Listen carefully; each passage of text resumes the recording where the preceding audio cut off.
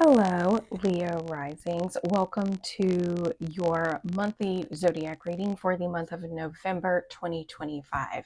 We are almost at the end of the calendar year, and November, there's a lot of shifting energy around. So I'm going to do my best to keep it kind of direct, keep it very simple, but there's a lot of moving parts. So stay with me.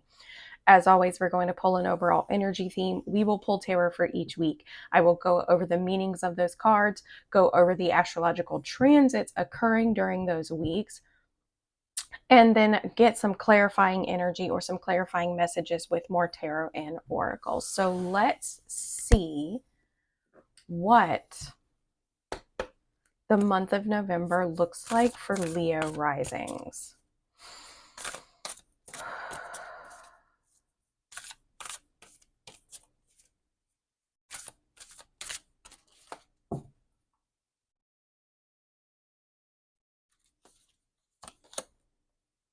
Embrace the flow of life. You guys are you're a little bit more flowy than some of the other fixed signs, but you still are a fixed sign. So there is a tendency for a desire for control. So you're kind of asking this month, November is asking you to be a little bit more mutable, a little bit more changeable, right? Let's see. Actually, no, we're going to go this deck first. So let's see what the tarot has to say. And you're working with full moon energy here. And full moons are a culmination point, right? Ooh, the Six of Wands came out. Very nice. We're going to stick that in the first week. But full moon energy is a buildup, right? So it feels more like you're being asked to go with the flow because there are so many moving parts this month. The idea of trying to control them all could actually probably make things feel much worse. Not that things are going to feel bad for you guys at all, but it's just one of those months where you kind of just need to let go and essentially let Jesus take the wheel. Okay? Because there's an energetic buildup, I think, that's happening for you guys.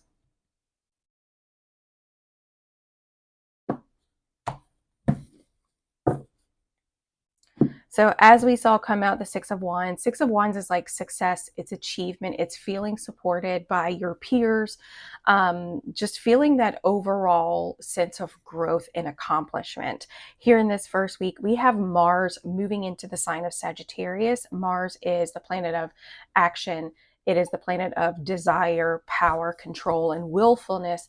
And it is moving into the sign of exploration. It is moving into your, let's see, your fifth house. So this is very creative energy. This is also your house of self-expression. So here in this first week, you guys could feel very successful when it comes to the things that you're creating. You could feel very successful in the way that you express yourself because Mars is very assertive, as is Sagittarius energy. So when it comes to your self-expression, you guys really don't mind putting yourself out there, right? And Mars is going to give you that courage to really take that to the next level, which I think we can see here with the Six of Wands. This is also the week that on the 5th, we are experiencing a full moon within the sign of Taurus. This is going to be at an Aries degree. So this is going to center a lot around the self, our sense of self. Taurus for you guys sits in your 10th house of career. So this is beautiful. And here again, we've got full moon energy. So it's could be that when this full moon in Taurus rolls around, you're really feeling this sense of accomplishment, really recognizing maybe how far you've come and really gaining a lot of acknowledgement from peers, so to speak. This is also the week that Venus is moving into the sign of Scorpio. Venus is the planet of love, money, beauty, and value, and it's moving into the sign of Scorpio. Scorpio is a very deep, it is a dark, and it is an intense sign. It is kind of the sign that when it comes to relationships and Venus energy, it is all or nothing, right? Scorpio energy, Venus in Scorpio is like, I don't want to just connect with you. Like, I want deep and unwavering loyalty from my partner, not in a way that's manipulative, but just that sense of security that comes with the ride or die, so to speak. Scorpio governs your 4th house, so this is your house of the home. So things could feel very successful, very loving, and you could find more of a sense of value and support within your home life. We also have on the 8th, like I said, I know it's a lot. That's 4 different transits happening in 1 week. On the 8th, Uranus is going to be retrograding or stationing retrograde at the 0 degree mark within the sign of Gemini, but it is going to be moving back into the sign of Taurus, right?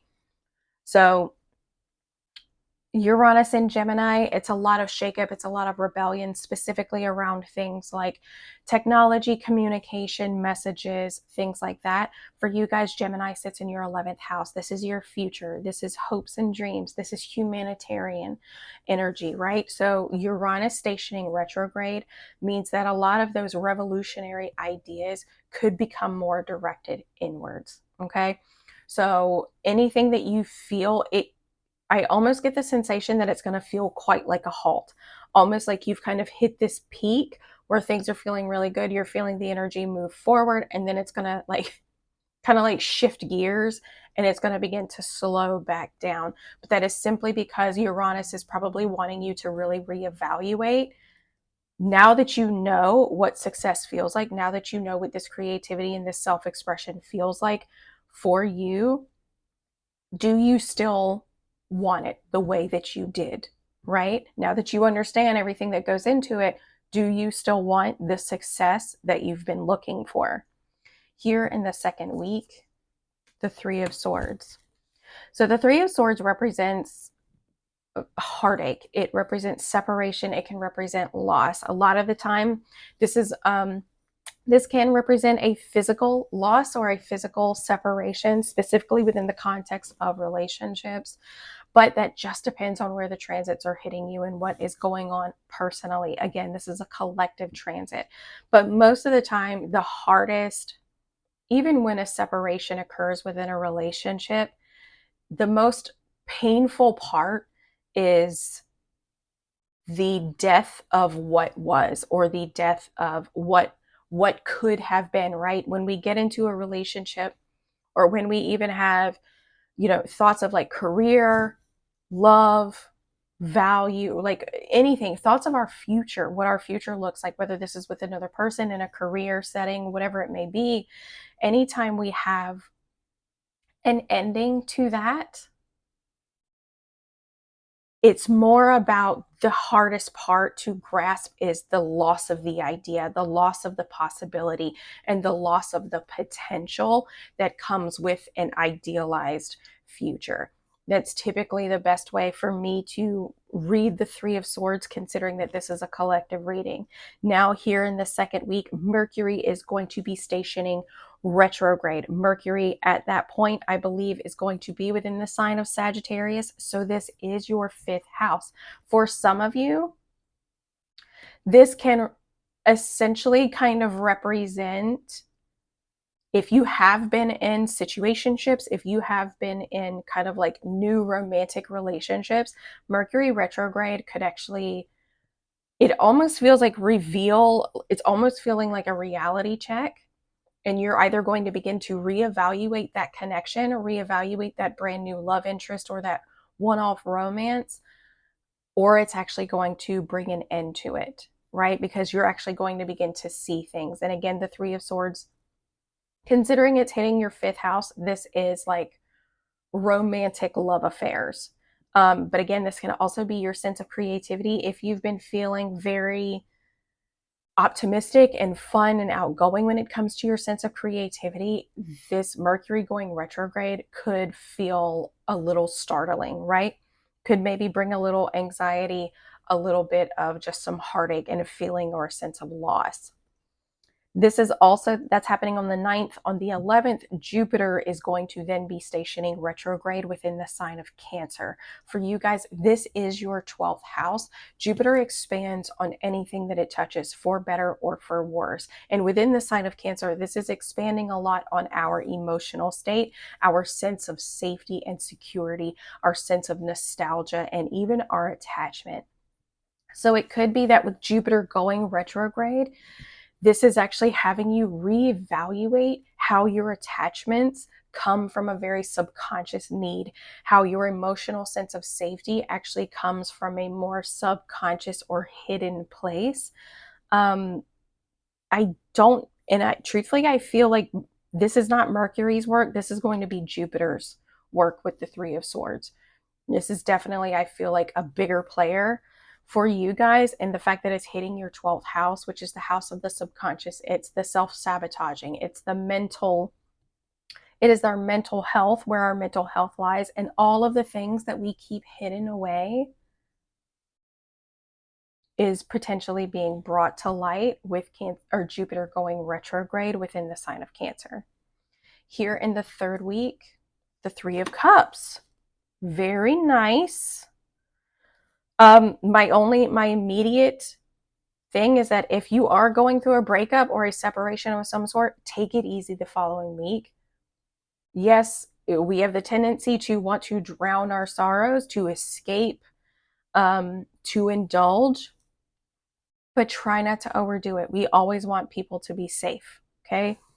Here we have the Three of Cups. The Three of Cups represents feelings of friendship. It represents a support system. It's celebration, and even kind of like a sense of like reaping the rewards of what it is that we've worked so hard for, and being able to celebrate that with the people that you love the most. This is the week that we will experience a new moon within the sign of Scorpio. Again, Scorpio for you guys sits in your 4th house. This is the home, right? So this is your house of domestic matters. It is your physical home. It is your emotional home. It is where you seek that deeper sense of safety and security within your own personal life. It's where people who know us the best tend to reside. So the new moon in Scorpio, new moons are new opportunities to set intentions. This is happening at the 28th degree. The 28th degree is a Cancer degree. So this is again around attachment. This is again building or setting intentions on creating new attachments, creating new emotional patterns, or creating a new sense of emotional safety when it comes to this new moon, right? And for Scorpio energy, this is about going within.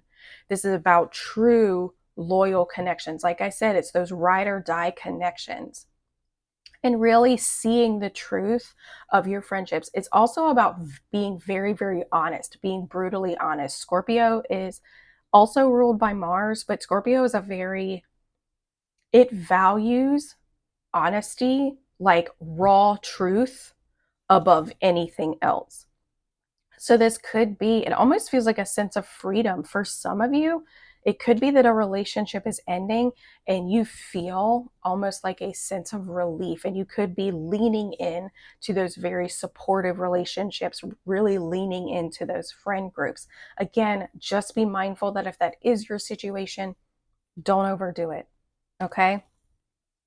On the 22nd,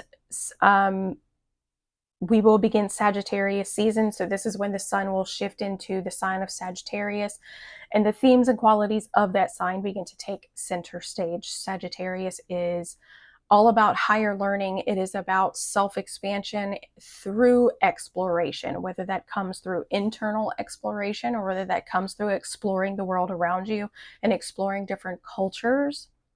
It is about expansion through exploration. Here in the last week, the Five of Pentacles in reverse. So it can feel like your hard times are coming to an end. This can even be recognizing that the hardships that you've been experiencing have actually been divine intervention, right? If you've had certain goals that you've been going after and you keep feeling like there's a roadblock, a roadblock, a roadblock, a roadblock, there's a reason that that roadblock has been happening. If you feel like, again, a relationship, if it has come to an end and you're like, why? I don't understand. But then you all of a sudden feel this sense of freedom. It could be that that ending was divine intervention. This is the week that Saturn will station direct within the sign of Pisces. Pisces for you guys does not sit in an easy house. It is a very challenging house, but it is the house of transformation. It is the house of shared resources, of death and rebirth, and even of intimacy.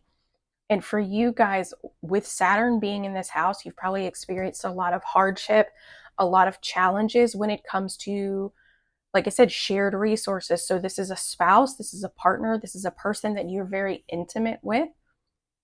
And that creates a lot of vulnerability. And when Pisces is sitting in this house, Pisces has the tendency to maybe take on the emotions, the problems, the feelings of the person that they are most intimate with and confuse them as their own, right? Because Pisces is such a mutable water sign that it can easily, if they do not have strong boundaries, can easily take on the perceptions of others. So whatever is happening when it feels like the hardships that you've been experiencing with Saturn stationing retrograde and retrograding back into the sign of Pisces, whatever these hardships you've been encountering, it's divine intervention, probably because Saturn was trying to get you to not only learn this lesson, but to solidify and to really, it was like your test, basically. Now that you've learned these lessons, now we're going to have a test to see how much you've really learned. But Saturn is going to station direct, so it could feel like this hardship is finally coming to an end. This is when Mercury will also station direct within the sign of, I want to say it's Scorpio. It's now retrograded back into the sign of Scorpio at this point. So it's going to station direct in Scorpio. So any of the themes that you encountered with Mercury and Scorpio, this could be communication with the home, communication with people closest to you. Again, Scorpio sits in your 4th house. So communication around domestic matters, things like that could kind of ease up and begin to move forward in a smoother manner. It took me about 16 minutes. Not horrible, considering how much energy is at play here. But we still have to get through the rest of the reading, so. Interesting, the two of swords. I was about to say the 2 of wands, but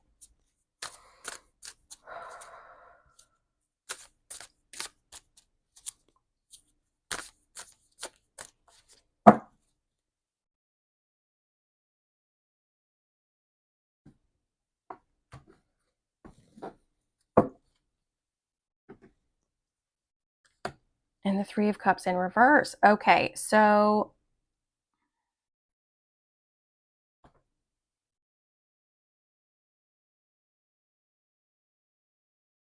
here in this first week with the 6 of wands, we have the 2 of swords in reverse and now the 3 of cups in reverse. So here in this first week, there's going to be, again, it still feels like a very optimistic week for you guys. Simply because I think Mars is moving into your 5th house and the new moon or the full moon within the sign of Taurus. It feels just like a great sense of accomplishment, like feeling really like I've grown a lot, I've learned a lot, I understand a lot.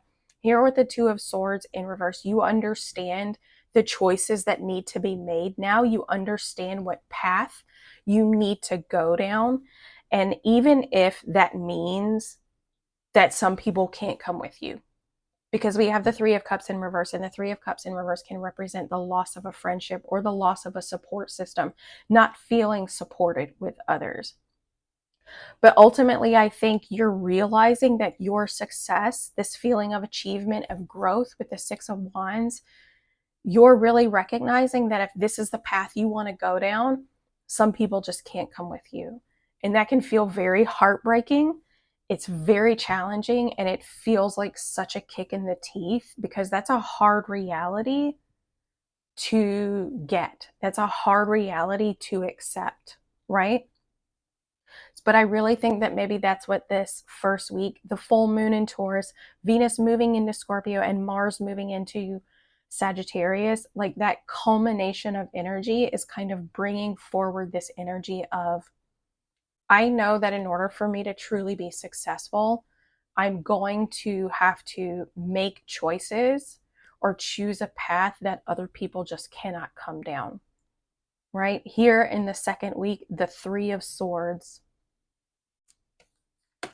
Justice. So there's a lot of Libra energy that's happening here in this second week.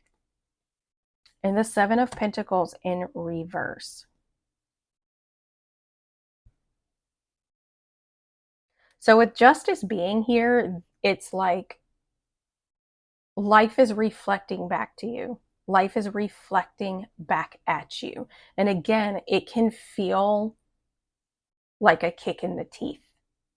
Because if you've been moving forward in a direction saying, this person is going to come with me, we're going to go down this path together. And then this first week you realize that they may not be able to come with you either through their own lessons or whatever it is that they're going through in their life, wherever they are in their life, that this separation is going to have to occur. Justice is there to kind of reveal that truth to you. And it is a very challenging truth. It is a very harsh truth, and it can be a very heartbreaking truth. And it could leave you feeling with the Seven of Pentacles like, I have just been wasting my time. I have just been wasting my time. I am like, it could trigger these feelings of like impatience, and it could trigger this feeling of the grass is greener on the other side. When in reality, the path that you've been wanting to go down, maybe with this other person or in a particular direction, that grass is not going to be green for whatever reason. You cannot take that person with you. You cannot take that relationship with you. You cannot take that old mindset with you down this new path. And Justice is there to remind you of that. You can't do that. It's a truth that's being revealed to you. And it can be a very heartbreaking thing, because you can kind of feel like, I have put so much time, energy, and effort into this relationship, or I have put so much time, energy, and effort into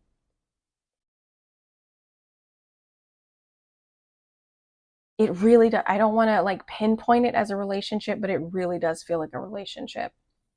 Whether that is like a spouse, a romantic fling that you've been having lately, whatever it is, it just feels like this is not what you thought it was going to be. And that's a very harsh reality to accept. Here in the third week, the Three of Cups, the Page of Wands, and the Nine of Pentacles. This is a lovely week. The week of the new moon in Scorpio feels like a very lovely week. It feels very celebratory. Because we've got the Page of Wands here. Pages are messengers of the tarot, and the Page of Wands can be delivering a message of favorable news. And then here with the Nine of Pentacles, this is the Lady of Leisure. This is self-made energy. This is someone who has found her own sense of security, stability, and comfort through her own hard work. And as a result, she feels very good about where she is, right? And it could be that as a result, like I said, it feels very celebratory, like feeling very good, very confident, very fun and uplifted here in this third week. So you could financially begin to step into a more stable footing. Emotionally, you were stepping into more of a stable footing, and you're really probably receiving some very good news here. I get the feeling of like a job, maybe. If you've been working towards looking for a new job or looking for something a little bit more stable within the material world, this could be the week that that message comes through, which is wonderful. Five of Pentacles in reverse, the Ace of Wands in reverse, and Death and Rebirth.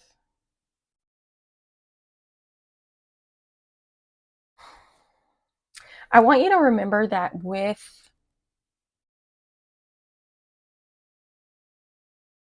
the Five of Pentacles in reverse, even though things, like I said, things are beginning to look up, you can't expect them to change overnight. The universe does not work that way.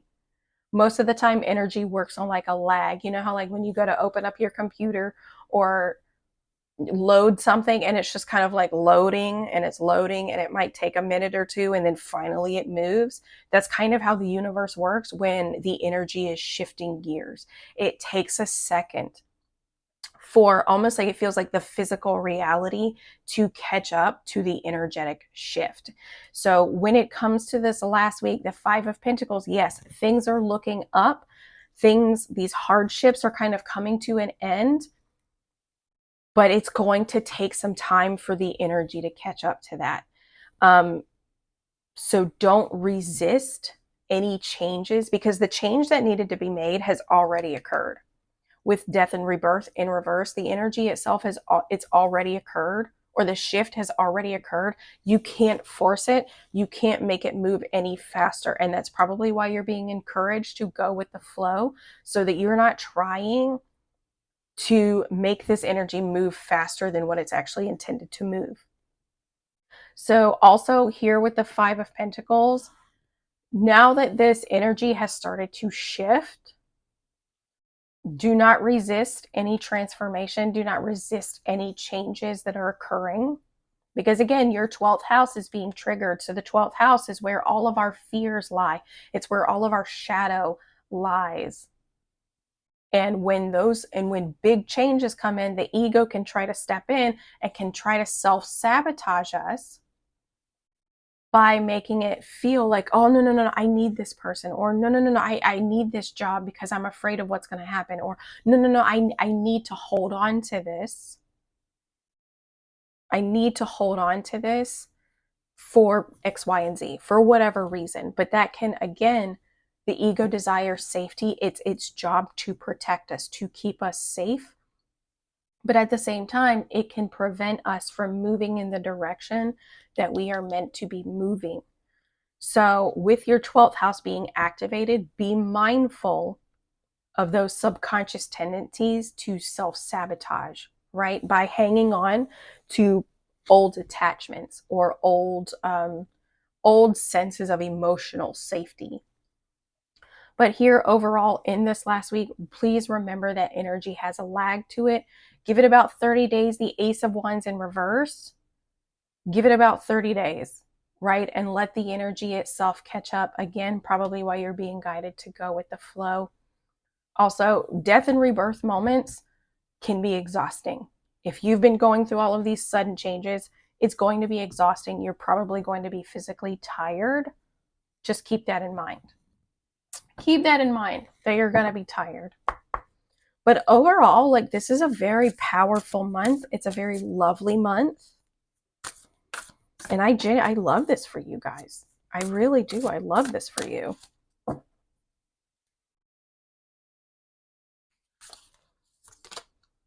Express your joy.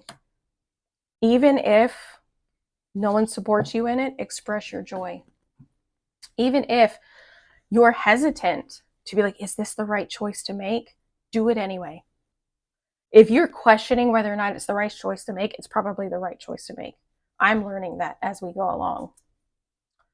Engage higher reason. See things from that higher perspective, right? The thing about Libra energy is, I'm a firm believer, Libra is the only zodiac sign within the zodiac where it is represented by an inanimate object, meaning that Leo is ruled by a lion, Capricorn is the sea goat, Pisces is the two fish, Cancer is the crab. These are all things that are alive, except Libra. Libra is the only sign that is ruled by a set of scales. It is an inanimate object. And I do believe that the reason that is that it is because alive things have emotion attached to them, whereas an inanimate object is able to stay impartial. It is able to stay balanced because it is impartial, right? And I think that's kind of what Justice Direct reminds us, is that we need to look at the situation, look at what's being revealed, look at what's happening from a very impartial place. And I know that that's really challenging, especially when we're feeling very heartbroken, when we're feeling this sense of loss in some way. It can feel very, very hard, but you're being guided to stay impartial and to engage in a higher reason. Here in the third week, tune out distractions, which is ironic considering that the Three of Cups is there. And it could be, again, just leaning into support systems, leaning into people who have similar interest as you, right? Your vibe attracts your tribe. So as long as whatever your goals you're working towards, whether that's your healing, whether that's financial security, building a business, whatever the case may be, flock to the people who are in that same circle, right? Really just lean in on that support system. Use them for inspiration, use them for guidance, bounce ideas off of, make it a very collaborative effort. And you're really gonna just tune out distractions. That's what the Lady of Leisure did. She focused on her physical health. She focused on her own healing. She focused on her self-development. She focused on her business or whatever her goals were. She focused on all of the things that she valued, and she fine-tuned them. She tuned out the distractions, because remember, this is following the Eight of Pentacles. The Eight of Pentacles is entrepreneurship.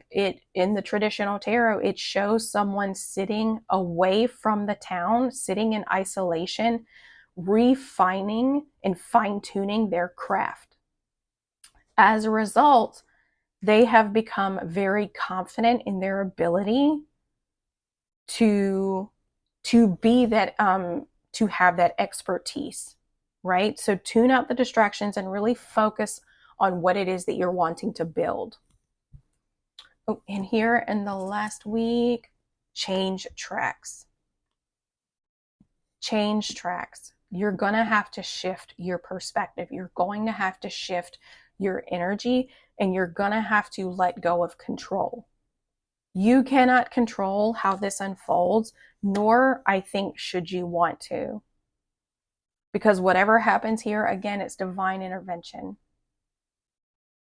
It was divine intervention, and it's time, I think, to really kind of let this go. Let the chips fall where they may. Let things unfold how they are meant to unfold. And don't resist these changes, okay? Because I think a new path is going to be presented to you in the coming weeks. And you're going to be like, oh, I understand now.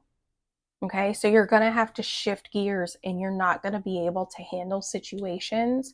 You're not going to be able to handle changes the way you've always handled them in the past. You're going to have to handle them from a new mindset, from a new emotionally stable place, and a new, just a new perspective. So this is a beautiful reading. I hope you guys enjoyed it. Thank you so much for watching, and we will see you next time.